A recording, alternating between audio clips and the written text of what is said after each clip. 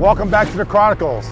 The weather here on the site is getting so much better and we're taking every opportunity we can to keep on working, pushing forward.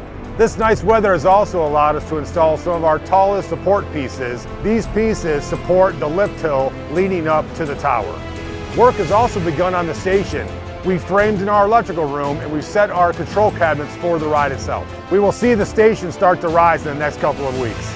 Last week we received a very important delivery.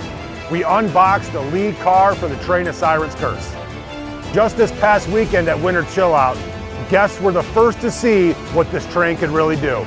Each train has both onboard audio and onboard lighting. Each seat has speakers at the headrest and a subwoofer at the floor.